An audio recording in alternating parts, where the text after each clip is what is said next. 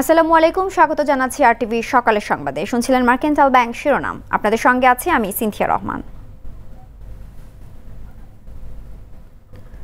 রাজধানীর বনানী থেকে ঢাকায় সিনেমার আলোচিত সমালোচিত চিত্রনায়িকা পরিমণি ও চলচ্চিত্র প্রযোজক রাজকে আটক করেছে র্যাব। এ সময় পরিমণির বাসা থেকে বিপুল পরিমাণ মাদক উদ্ধার করা হয়। গ্রেফতারের আগে পরিমণি নিজের ফেসবুক পেজে লাইভে এসে দিন দুপুরে কে বা কারা তার বাসায় আক্রমণ চালাচ্ছে বলে অভিযোগ করেন। পরে পরিমণির সহযোগী চলচ্চিত্র প্রযোজক নজরুল ইসলাম রাজকেও আটক করে র্যাব। বিলাল হোসেনের রিপোর্টে থাকছে বিস্তারিত। সব জেনে শুনে বুঝে চুপ করে আসেন, এগুলো কিন্তু আল্লাহ সহ্য করবে না। আপনারা কেউ কি আসেন, আমার পরিচিত আশেপাশের লোকজন, আমাকে একটু আসবেন হেল্প করতে। বুধবার দুপুরে হঠাৎ নিজের ফেসবুক পেজে লাইভে আসেন বাংলা চলচ্চিত্রের আলোচিত সমালোচিত নায়িকা পরিমণি। অভিযোগ করেন কেবা তার বাসায় হামলা চালিয়েছে। খুলেন তারপর বুঝাইতেছি, খুলেন তারপর বুঝাইতেছি, এই কথাটাই তো নিতে পারি না। খুলেন তারপর বুঝাইতেছি, এটা তো কোনো পরিচয় দেওয়া ধরন না। এতগুলো লোকজন আসছে, কেউ একজন সাদা পোশাক, কেউ একজন লাল পোশাক, কেউ একজন কালো পোশাক। তারা এসে বলতেছে যে আমরা থানা থেকে আসছি, আমরা পুলিশের লোক।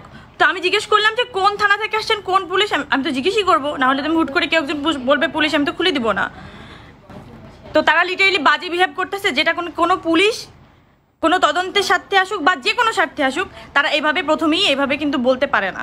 পুলিশকে খবর দেওয়া হলেও কোনো সাহায্য পাচ্ছেন না বলে লাইভে এসে অভিযোগ করেন পরিমণি। এ সময় গণমাধ্যমকে তার বাসায় আসার অনুরোধ জানান। আমি বনানী থানায় ফোন করলাম, আমি ডিভি অফিসে ফোন করলাম, হারুন ভাই ফোন ধরে কি বললো যে কোনো তদন্তের স্বার্থে কেউ আসতে পারে, খুলো। আমি বললাম না ভাইয়া, আপনি একটু খোঁজ নেন। তারপরে উনি খোঁজ নিয়ে বললো না না না, আমাদের এখান থেকে কেউ তো যায় নাই, তুমি দরজা খুলো না, আমরা লোক পাঠাইতেছি, এখন অব্দি আসে নাই।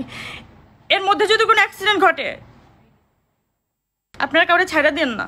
এরপরই জানা যায় সুনির্দিষ্ট তথ্যের ভিত্তিতেই পরিমণির বাসায় অভিযান শুরু করে র্যাব। র্যাবের অভিযানে বেরিয়ে আসে থলের বিড়াল। পরিমণির বাসা থেকে একের পর এক জব্দ করে বিদেশি ব্র্যান্ডের বিপুল পরিমাণ মদ, ইয়াবার পাশাপাশি ভয়ঙ্কর মাদক এলএসডি ও আইস। পরিমণির বাসায় প্রায় 3 ঘন্টা অভিযান চালায় র্যাব। অভিযানের পর তাকে আটক করে র্যাবের প্রধান কার্যালয়ে নিয়ে যাওয়া হয়। এরপরই বনানীতে র্যাব অভিযান শুরু করে ঢাকাইয়া চলচ্চিত্রের প্রযোজক নজরুল ইসলাম রাজের বাসায়। রাজ পরিমণির সহযোগী বলে পরিচিত। এ সময় রাজের বাসা থেকে জব্দ করা হয় বিপুল পরিমাণ মাদক। আটক করা হয় রাজকেও। পরে তাকে নিয়ে যাওয়া হয় র্যাব কার্যালয়ে। তাদের বিরুদ্ধে রয়েছে প্রতারণা ও ব্ল্যাকমেলের অভিযোগ। বিলাল হোসেন, আরটিভি, ঢাকা। বেড়েই চলেছে করোনা সংক্রমণ ও মৃত্যু। দেশের হাসপাতালগুলোতে আইসিইউ ও সাধারণ বেড সংকট চরম আকার ধারণ করেছে। অনেকে বেড না পেয়ে হাসপাতালের আশেপাশে অ্যাম্বুলেন্স বা গাড়িতেই রোগীকে অক্সিজেন দিচ্ছে।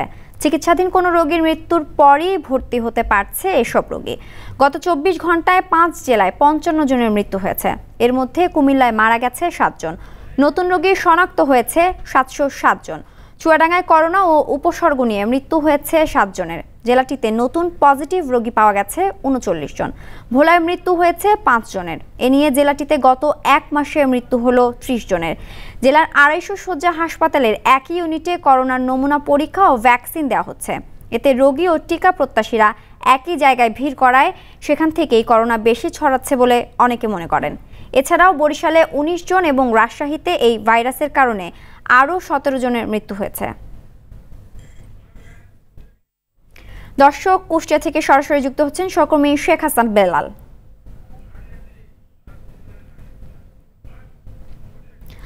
বেলাল, কুষ্টিয়ায় আজকের করোনা পরিস্থিতি কি? আক্রান্তরা ঠিকমতো চিকিৎসা সেবা পাচ্ছে কিনা? সিনথিয়া, আসলে কুষ্টিয়ায় করোনা পরিস্থিতির যে ভয়াবহ অবস্থা সেটি কিন্তু এখনো কমেনি। আপনি বলছিলেন যে হাসপাতালে কিন্তু প্রতিনিয়ত এখানে রোগীর সংখ্যা বাড়ছে, নতুন রোগী বাড়ছে। আমরা দেখেছি গত 24 ঘন্টায় কুষ্টিয়ায় কিন্তু 231 জনের নতুন করে করোনা শনাক্ত হয়েছে এবং এই 24 ঘন্টায় কিন্তু আরও 11 জন শুধুমাত্র কুষ্টিয়া জেনারেল হাসপাতালের এই করোনা ইউনিটেই মারা গেছে এবং এই 11 জনের মধ্যে কিন্তু 9 জনেরই করোনা শনাক্ত ছিল, 2 জনের করোনার উপসর্গ ছিল এবং গত 7 দিনে কিন্তু এখানে 58 জনের মৃত্যু হয়েছে। এ পর্যন্ত 598 জনের এখানে করোনায় মৃত্যু হয়েছে এবং এই যে আমরা দেখছি যে সড়কে এবং বাড়ির বাইরে শহরে বা হাটে বাজারে মানুষ যেভাবে বাড়ছে ঠিক সেইভাবেই কিন্তু নতুন রোগীর সংখ্যাও প্রতিদিন এখানে বাড়ছে। আসলে কুষ্টিয়া জেনারেল হাসপাতালের যে করোনা ইউনিট সেখানে কিন্তু একটিও সিট ফাঁকা নেই সেখানে 211 জন এখন ভর্তি আছে 200 বেডে। এছাড়া উপজেলাগুলোতেও কিন্তু কোনো হাসপাতালে করোনা ইউনিটের সিট ফাঁকা নেই। সিনথিয়া, এই ছিল আমার কাছে সর্বশেষ খবর করোনা পরিস্থিতি। ধন্যবাদ। এতক্ষণ শেখ হাসান বেলাল জানাচ্ছিলেন কুষ্টিয়া থেকে। দেশব্যাপী চলছে করোনার টিকাদান কর্মসূচি। গেল কয়েকদিনের তুলনায় টিকা গ্রহণে আগ্রহীদের উপচে পড়া ভিড় দেখা গেছে নির্ধারিত কেন্দ্রে। এদিকে ঢাকা মেডিকেল কলেজ হাসপাতালে মডার্নার টিকা দেয়া হচ্ছে সৌদি আরব ও কুয়েতগামীদের। ভোর থেকেই টিকা নিতে দেশের বিভিন্ন প্রান্ত থেকে এসে ভিড় করেন প্রবাসীরা। তবে সেখানে চরমভাবে উপেক্ষিত স্বাস্থ্যবিধি। এই মুহূর্তে ঢাকা মেডিকেল কলেজ হাসপাতালে আছেন সহকর্মী সেলিম মালিক, সরাসরি যুক্ত হচ্ছেন তিনি। সেলিম, রাজধানীর হাসপাতালগুলোতে টিকাদান কেমন চলছে? সিনথিয়ার রাজধানীর হাসপাতালগুলোতে বেশ সুশৃঙ্খলভাবে এবং ভালোভাবে আসলে টিকা প্রদান চলছে। আমি এই মুহূর্তে রয়েছি ঢাকা মেডিকেল কলেজ হাসপাতালে। এখানে আমরা সকাল থেকে দেখেছি যে বেশ সুশৃঙ্খলভাবেই আসলে টিকা প্রদান করা হচ্ছে। তবে এই মেডিকেল কলেজ হাসপাতালে কিন্তু টিকা গ্রহীতাদের প্রচুর ভিড় লক্ষ্য করা গিয়েছে। বিশেষ করে আপনারা দেখতে পেয়েছেন যে আমি এখন দাঁড়িয়ে আছি ঢাকা মেডিকেল কলেজ হাসপাতালে। ঠিক টিকা যেখান থেকে গ্রহণ করা হয় বুথ তার কাছ থেকেই এইখান থেকে প্রায় হাফ কিলোমিটার দূরে শহীদ মিনার, সেই পর্যন্ত কিন্তু এই টিকা গ্রহীতাদের লাইন চলে গিয়েছে। আসলে এই লাইন আসলে বেশি হওয়ার একটি কারণ হলো যে এখানে যারা টিকা নিতে আসছেন তারা কিন্তু মূলত যারা বিদেশে যাবেন তারাই কিন্তু আসলে টিকা নিতে আসছেন এবং এখানে দেশের বিভিন্ন প্রান্ত থেকে এখানে আসেন এবং এক ধরনের আসলে ভোগান্তি বলা যাবে, কারণ তারা দেশের বিভিন্ন প্রান্ত এবং চট্টগ্রাম থেকে শুরু করে সিলেট, কুড়িগ্রাম সব জায়গা থেকে আসছেন। আমি একজনের সাথে কথা বলবো। আপনি কোথা থেকে আসছেন? আমি আছি মৌলভীবাজার জেলা। আচ্ছা, আপনি কখন আসছেন? সকাল 5টায় আসছি। কেন সকাল 5টায় আসছেন? আচ্ছা, এই টিকাটা কি আপনার এলাকা দিলে ভালো হতো না? অনেক সুস্থ হতো, আমরা অনেক আরাম হইতো, সব প্রবাসীরা আপনার উপকার হইতো। জেলায় দিলে আমরা খুব একটা ভালো হইতো। 8,000 টাকা রিজার্ভ করি আমরা গাড়ি আসছি, সব এরকম হয়েছে। সিনথিয়া, আসলে একজন টিকা গ্রহীতার কথা শুনলেন। আসলে পরিস্থিতি কিন্তু ঠিক এইরকমই, আসলে এক ধরনের ভোগান্তির মধ্য দিয়ে কিন্তু তারা এখানে আসছেন, কারণ লকডাউন চলছে। এই মুহূর্তে ঢাকায় আসাটা কিন্তু এক ধরনের চরম ভোগান্তি নিয়েই অনেক টাকা খরচ করে ঢাকা আসতে হয়েছে। যদি এই টিকা কার্যক্রম যদি যেসব প্রবাসী বাংলাদেশে রয়েছেন তাদের এলাকায় যদি টিকাটা দেওয়ার ব্যবস্থা করা হতো তাহলে কিন্তু অনেক ধরনের ঝুঁকি ঝামেলা থেকে কিন্তু টিকা গ্রহীতারা বেঁচে যেতেন। এবং শুধু তাই নয়, আরেকটি বিষয় জানিয়ে রাখি যে প্রতি সপ্তাহে 1 কোটি ডোজ টিকা দেওয়ার কথা রয়েছে। তবে সেই টিকা দেওয়ার জন্য যে জনবল সেটি কিন্তু এক ধরনের স্বল্পতায় রয়েছে। এর জন্য কিন্তু টিকা দিতেও বেশ ধীরগতি আমরা দেখতে পেয়েছি। তো চিন্তা এই ছিল আমার কাছে ঢাকা মেডিকেল থেকে টিকা গ্রহীতাদের সবশেষ খবর। ধন্যবাদ। এতক্ষণ ঢাকা মেডিকেল কলেজ থেকে জানাচ্ছিলেন সেলিম মালিক।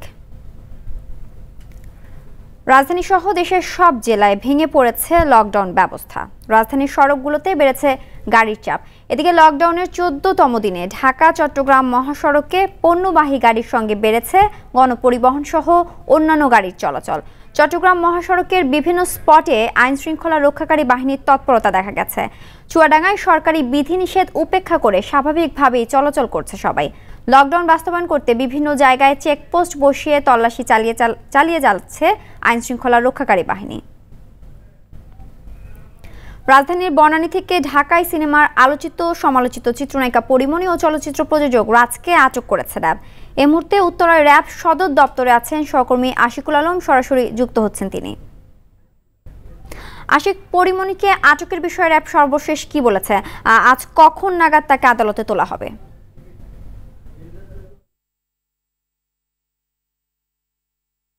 ধন্যবাদ সিনথিয়া আপনাকে। আমরা এই মুহূর্তে আছি র্যাব সদর দপ্তরের সামনে উত্তরায়।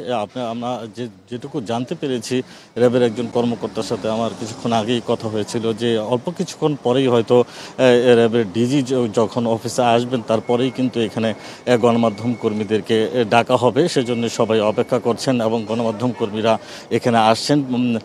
পরিমণি এবং রাজকে তা র্যাবের যে হেফাজতে রাখা হয়েছে সে বিষয়ে তারা আনুষ্ঠানিকভাবে একটি ব্রিফ করবেন এবং সেজন্য আলাদা একটি জায়গা নির্ধারণ করা হয়েছে এবং সেখানেই কিন্তু সেখান থেকেই আনুষ্ঠানিকভাবে এই ব্রিফটি করা হবে এবং ব্রিফ করার পরেই কিন্তু পুরো বিষয়টা আসলে আমরা জানতে পারবো যে আসলে কখন তাকে আদালতে তোলা হবে বা তার বিরুদ্ধে কি অভিযোগের ভিত্তিতে মামলা করা হবে সেই বিষয়গুলো আসলে নিশ্চিত হওয়া যাবে। আর এখন পর্যন্ত যেটুকু আমরা জানতে পেরেছি যে পরিমণি এবং বিশেষ করে রাজের নেতৃত্বে তারা একটি বিশাল বলয় তৈরি করেছেন এই চিত্রজগতে এবং সেই বলয়ের মাধ্যমে কিন্তু তারা বিভিন্ন বিত্তবান এবং প্রভাবশালীদেরকে এবং তাদের সন্তানদেরকে এই ব্ল্যাকমেলিংয়ের মাধ্যমে প্রচুর পরিমাণ অর্থ আত্মসাৎ করতেন এবং তারা যে মাদক ব্যবসার সাথেও তারা জড়িত আছেন বলে এরকম কিন্তু তথ্য পাওয়া যাচ্ছে এবং সেই বিষয়টি নিশ্চিত হওয়ার পরেই গেল রাতে কিন্তু র্যাব সেখানে অভিযান চালায় এবং তাদেরকে আটক করা হয়। তো সর্বশেষ যেটি সিনথিয়া যে কিছুক্ষণ পরেই হয়তো আমরা পরবর্তী সংবাদে যে তাকে কখন আদালতে তোলা হবে এবং কয়টি মামলা তার বিরুদ্ধে করা হবে কি মামলা আসছে সেই বিষয়টি আমরা নিশ্চিত হতে পারবো। এই ছিল আমার কাছে রাজধানীর উত্তরা র্যাব সদর দপ্তর থেকে এখনকার মতো পরিমণি এবং রাজকে গ্রেফতার সংক্রান্ত সর্বশেষ তথ্য। ধন্যবাদ। এতক্ষণ উত্তরা র্যাব সদর দপ্তর থেকে জানাছিলেন আশিকুল আলম। গ্যাসের প্রিপেইড মিটার স্থাপনে অবহেলার অভিযোগ তিতাসের বিরুদ্ধে। গ্রাহকদের আগ্রহ থাকলেও কচ্ছপ গতিতে চলছে মিটার স্থাপনের কাজ। রাজধানীর প্রায় ২৮ লাখ গ্রাহকের মধ্যে ৬ বছরে মিটার পেয়েছে ২.৫ লাখ। বিশেষজ্ঞরা মনে করেন দুর্নীতির সুযোগ জিইয়ে রাখতেই এই ধীরগতি। তবে দ্রুত সবাইকে মিটার দেওয়া হবে বলে জানিয়েছেন বিদ্যুৎ প্রতিমন্ত্রী। ত্রুটিপূর্ণ গ্যাস লাইন নিয়ে শরীয়ত খানের ধারাবাহিকের ৭ম পর্ব আজ। ক্যামেরায় ছিলেন স্বপন দেওয়ান। অপচয়, মিটার কারসাজি আর সিস্টেম লস কমাতে ২০১৫ সালে শুরু হয় গ্যাসের প্রিপেড মিটার স্থাপনের কাজ। এতে গ্রাহকরা বিল জমা দেওয়ার ঝামেলা থেকে যেমন রক্ষা পান, তেমনি কমে মাসিক খরচ। দৌড়াদৌড়ি করতে হয় না কোথাও। কার্ড আমরা ভরতে গেলে ওখান থেকে আইসা কার্ডই কইরা এখানে এসে পাঞ্চ করে দেয়। অনেক খরচ কমে গেছে। আমার ৫০০ বা ৬০০ টাকা হলে আমার মাস চলে যাচ্ছে। তবে তিতাসের এই কার্যক্রম চলছে কচ্ছপ গতিতে। নির্ধারিত ৪১টি এলাকার বেশিরভাগ গ্রাহক মিটার পাননি। পুরো এলাকার মধ্যে শুধু একটা বাড়িতে সিস্টেম আছে, আর কোনো বাড়িতেই নাই। সাশ্রয়ী হবে এবং সার্ভিসও বোধহয় ভালো, অপচয়টা রোধ হবে আমি যতটুকু মনে করি। তো অবশ্যই আমরা চাই। প্রথম পর্যায়ে প্রিপেড মিটার দেয়া হয় ২ লাখ গ্রাহককে। ২০১৮ সালের মধ্যে প্রকল্প বাস্তবায়নের কথা থাকলেও গ্রাহকদের আগ্রহ বিবেচনায় প্রকল্পের মেয়াদ ২০২২ সাল পর্যন্ত বাড়ানো হয়। গ্রাহক সংখ্যা বাড়ে ১,২০,০০০। যদিও রাজধানীতে মোট গ্রাহক প্রায় ২৮ লাখ। প্রকল্পটি যথাসময়ে শেষ করার ব্যাপারে আশাবাদী তিতাসের মহাপরিচালক। না, মিটার যা শিডিউল দেওয়া হয়েছে আমি আসার পর সেই শিডিউল অনুযায়ী কাজ হচ্ছে। এই বছর যে টার্গেট ছিল এই ফিনান্সিয়াল ইয়ারে ৫০,০০০ বসানো হয়েছে ৫৭,০০০। এই বছর এই ডিসেম্বরের মধ্যে আরো ৫০,০০০ বসবে। গ্যাসের প্রিপেড মিটার দেয়া হলে চুরি বন্ধ করা যাবে বলে মনে করেন এই বিশেষজ্ঞ। আজকে ২০২১ সাল চলে যাচ্ছে, ৭ বছর পার হয়ে গেছে, মিটার দেওয়ার কোনো খোঁজ নাই, প্রিপেড মিটার দেওয়ার কোনো খোঁজ নাই।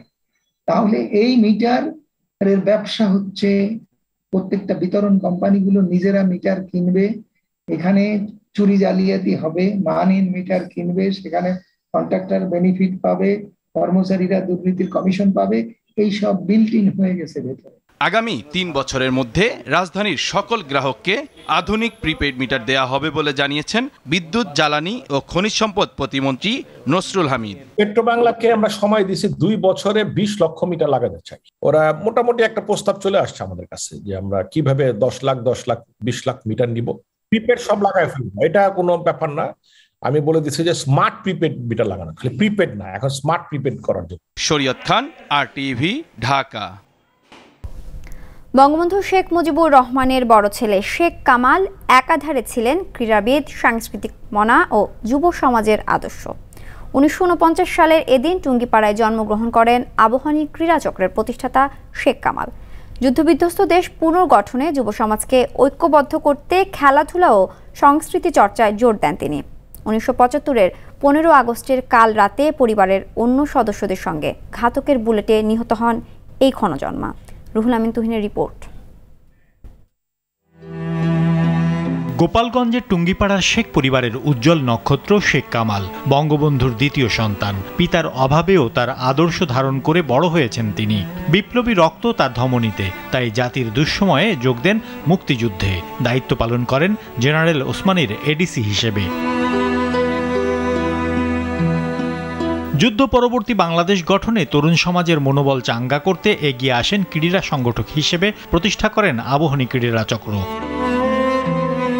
কামালের ইচ্ছা ছিল যে ইউনিভার্সিটিতে এসে যে পড়াশোনা করবে, একটা ভালো রেজাল্ট করলে কিছুদিন অধ্যাপনা করে যুব সমাজের কাজে সে নিজেকে নিয়োজিত করতে চেয়েছিল, যার জন্য আবাহনী করলো 72-তে। নিজে ক্রিকেটের ফুটবলের প্র্যাকটিস করতে জার্সি পরে, তারপরে বাসায় আসতো, আবার গোসল করে চেঞ্জ করে আবার ইউনিভার্সিটিতে আসতো, ইউনিভার্সিটি টিউটোরিয়াল ক্লাস, আবার আবাহনী ক্লাবের খেলা, আবার রাতের বেলা রিহার্সেল। বলুন তো একটা লোক তার এই ছোট্ট জীবনে 26 বছর বয়সে চলে গেল, কত কাজ একসাথে করেছে, তার মাল্টি ট্যালেন্টেড। সংস্কৃতি অঙ্গনে সমান বিচরণ ছিল বঙ্গবন্ধুর বড় ছেলের। তিনি ছায়ানটের সেতারবাদক বিভাগের ছাত্র ছিলেন, মঞ্চনাটক করতেন, ছিলেন ভালো সংগঠক। বন্ধুদের মধ্যে যারা শিল্পী ছিলেন তাদের নিয়ে স্পন্দন শিল্পগোষ্ঠী নামে একটি সংগঠনও গড়ে তোলেন। ঢাকা থিয়েটার প্রতিষ্ঠিত হয় তার হাত ধরেই। ঢাকা বিশ্ববিদ্যালয়ে আন্তঃহল নাট্য প্রতিযোগিতা হলো, সেখানে আমাদের SM হল থেকে নাটক হলো রোলার এবং নিহত এলএমজি। কামাল অভিনয় করলো আদমের চরিত্রে, আমি লেলিন। এটা বঙ্গবন্ধু দেখেছেন, জাতির পিতা। স্বাধীনতা বিরোধীদের চক্রান্তে 1975 সালের 15ই আগস্ট পরিবারের অন্য সদস্যদের সাথে নিহত হন শেখ কামাল। খুনিরা হয়তো তার প্রাণ কেড়ে নিয়েছে, কিন্তু তার অবদান মুছে দিতে পারেনি। এখনও তারুণ্যের আদর্শ হয়েই বেঁচে আছেন মুক্তিযোদ্ধা শেখ কামাল। রুহুল আমিন তুহিন, RTV, ঢাকা। চাঁপাইনবাবগঞ্জে বজ্রপাতে নিহত 17 জনের দাফন সম্পন্ন হয়েছে। গেল রাতে তাদের পারিবারিক কবরস্থানে দাফন করা হয়। এর আগে বিকেলে নিহতদের কবর খুঁড়ে রাখে গ্রামবাসী। পরে রাতে জানাজা শেষে তাদের দাফন করা হয়। বজ্রপাতে একই সঙ্গে এত মানুষের মৃত্যুতে শোকের ছায়া নেমে এসেছে গোটা নারায়ণপুর ইউনিয়নে। নিহতদের বেশিরভাগই সম্পর্কে আত্মীয় হওয়ায় সান্ত্বনা দেওয়ার ভাষা খুঁজে পাচ্ছে না কেউ। বুধবার দুপুরে একটি বিয়ের অনুষ্ঠানে অংশ নিতে চাঁপাইনবাবগঞ্জের সদর উপজেলার নারায়ণপুর থেকে শিবগঞ্জ যাওয়ার পথে বজ্রপাতে মৃত্যু হয় এই 17 জনের। দেশের নদী ভাঙন কবলিত জেলাগুলোর মধ্যে জামালপুর অন্যতম। যমুনার শাখা আড়িয়াল নদীর ভাঙনে বাড়িঘর ভিটে মাটি হারিয়ে নিঃস্ব হবার আশঙ্কায় আছে এখানকার মানুষ। বিশেষ করে বর্ষা মৌসুম এলেই ভাঙন তাণ্ডবে দিশেহারা হয়ে পড়ে জেলার মেলানন্দ উপজেলার পচাবহালা গ্রামের মানুষ। জামালপুর সংবাদদাতার পাঠানো তথ্যছবিতে জানাচ্ছেন অভি ইসলাম। বর্ষায় পাহাড়ি ঢলের উত্তাল স্রোত এলেই নদী ভাঙনের আশঙ্কায় থাকে এই জনপদের মানুষ। জামালপুর জেলার মেলান্দহ উপজেলার কুলিয়া ইউনিয়নের আলাই ব্রিজ থেকে সাদিপাটি বাজার পর্যন্ত 3 কিলোমিটার রাস্তায় বাড়িঘর, স্কুল, মসজিদ, মাদ্রাসা ভাঙনের হুমকির মুখে রয়েছে। গত বন্যায় 200 মিটার রাস্তা নদীগর্ভে বিলীন হয়। যদি এবছর বন্যা দেখা দেয় তাহলে এই গ্রামের 3 কিলোমিটার রাস্তা সহ অনেক কৃষিজমি, বসতবাড়ি, বাজার পড়বে হুমকির মুখে। নদীর তীরে যাতায়াতের একটিমাত্র রাস্তা থাকলেও তা ধীরে ধীরে নদীগর্ভে বিলীন হয়ে যাচ্ছে। ভবিষ্যতে জরুরি প্রয়োজনে বা অসুস্থ রোগী নিয়ে কিভাবে রাস্তায় যানবাহন চলাচল করবে সে শঙ্কায় রয়েছে এলাকাবাসী। অনেকগুলা ডেলিভারি রোগী, অনেকে হার্টের রোগী থাকে, কোনো অ্যাম্বুলেন্স তো দূরের কথা, ভ্যান গাড়ি, সাইকেল নিয়েও আমরা আসতে পারি না। নদী রাস্তা ভাঙ্গি গেছে গা, আমার পোলা পানি স্কুলে যাইতে পারে না, ইস্কা ঘাটও আইতে পারে না। কোনো লোক যদি মারা যায় আমরা লাস্টে কোথায় দাফন করবো এই জায়গাটা আমরা পাই না। জামালপুর পানি উন্নয়ন বোর্ডের নির্বাহী প্রকৌশলী মোহাম্মদ আবু সাইদ বিষয়টি স্বীকার করে বলেন, ভাঙন প্রতিরোধে স্থায়ী ব্যবস্থা নিতে একটি প্রকল্প অনুমোদনের জন্য মন্ত্রণালয়ে চিঠি পাঠানো হয়েছে। হাই স্কুল সংলগ্ন প্রায় 150 মিটার অংশ আমরা প্রোটেকশন দিয়েছি। এর বাইরেও 2টি লোকেশনে আমরা 270 মিটার অংশে কাজের জন্য বরাদ্দ চেয়েছি। বরাদ্দ পেলে ইনশাল্লাহ আমরা কাজ শুরু করব। অন্যান্য যে সকল ভাঙন প্রবণ স্থান রয়েছে সেগুলো আমাদের অবজারভেশনে রয়েছে, আমরা পর্যায়ক্রমে এগুলো ব্যবস্থা নেব ইনশাল্লাহ। জরুরি ব্যবস্থা নেওয়া হলে স্থায়ীভাবে নদী ভাঙন থেকে রক্ষা পাবে এই জনপদ, আশা নদী তীরের হাজারো মানুষের। অভি ইসলাম, টিভি। হরিণের পদচারণায় মুখর ধূসর মরুভূমি। শুনতে অবাক লাগলেও সৌদি আরবের আল গাছিম প্রদেশে বিশাল খামারে দেখা মিলেছে এমন দৃশ্যের। সেখানকার প্রবাসী শ্রমিকরা স্বপ্ন দেখেন বাংলাদেশেও হবে হরিণের এমন খামার। সৌদি আরবের রিয়াদ থেকে সোহরাব হোসেন লিটনের পাঠানো তথ্যছবিতে অরণ্য গফুরের রিপোর্ট।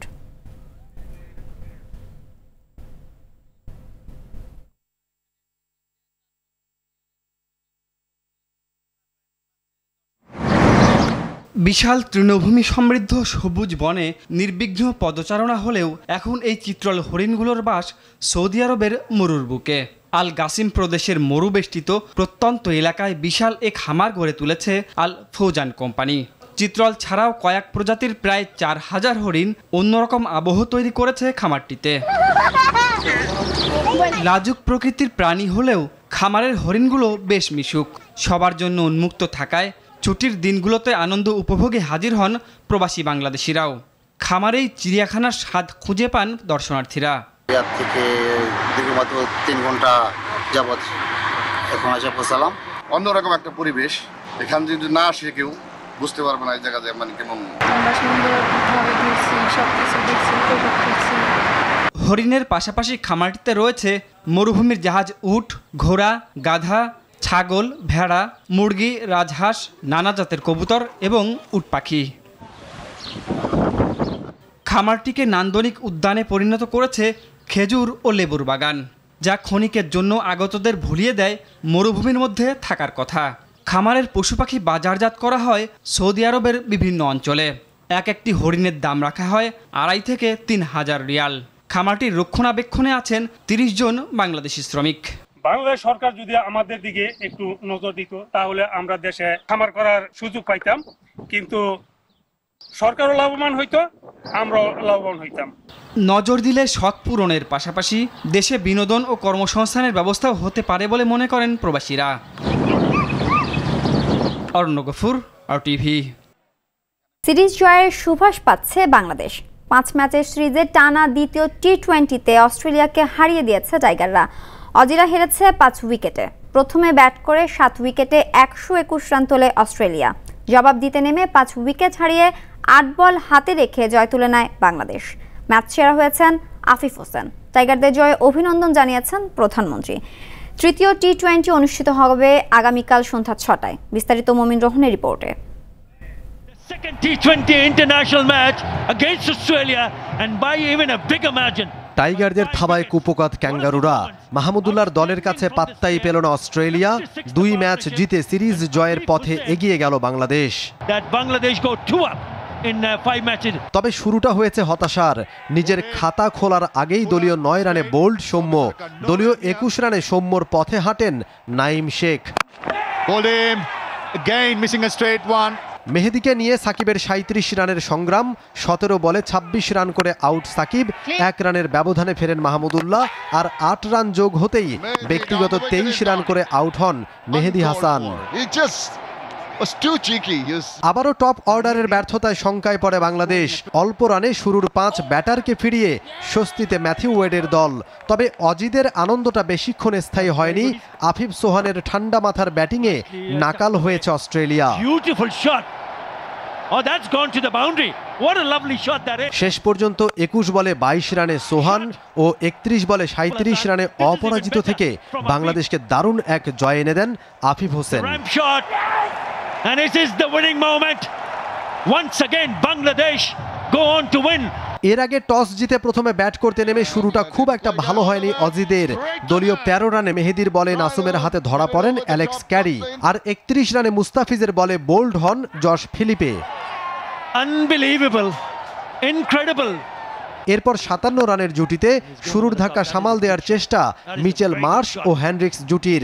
তবে 30 রান করে সাকিবের বলে হ্যান্ড্রিক্স আর 45 রান করা মার্শ শরীফুলের বলে আউট হলে যাওয়া আসার খেলায় মাতেন অজি ব্যাটসম্যানরা। শেষ দিকে মুস্তাফিজ ও শরীফুলের বুদ্ধিদীপ্ত বোলিংয়ে অস্ট্রেলিয়াকে হাতের নাগালে রাখতে পেরেছে Bangladesh. Well, little wicket catcher is the call and it's dropped into the hands. Momin Rohan, RTV। দর্শক, করোনা ভাইরাস নিয়ে আতঙ্কিত হবেন না, সতর্ক হন। নিজে পরিচ্ছন্ন থাকুন, মাস্ক পরুন, অন্যকে সচেতন করুন। এই সংকট মুহূর্তে প্রয়োজনীয় সব তথ্য নিয়ে আপনাদের পাশে আছে RTV। সকালের সংবাদ এই পর্যন্তই। RTVর সবশেষ সংবাদ জানতে যে কোনো মোবাইল ফোন থেকে 24141 নম্বরে ডায়াল করুন। আর মোবাইল ফোনে সংবাদ দেখতে অ্যাপ স্টোর, গুগল প্লে বা উইন্ডোজ স্টোর থেকে ডাউনলোড করুন RTV অ্যাপস। এছাড়া তাৎক্ষণিক ও বিনোদন সংবাদ জানতে বিশ্বের যে কোনো প্রান্ত থেকে ভিজিট করুন rtvonline.com, facebook.com/rtvonline ও youtube.com/rtvdigitals। এখন থেকে RTV সব বিনোদনমূলক অনুষ্ঠান দেখতে পারবেন RTV প্লাসে। ধন্যবাদ সবাইকে।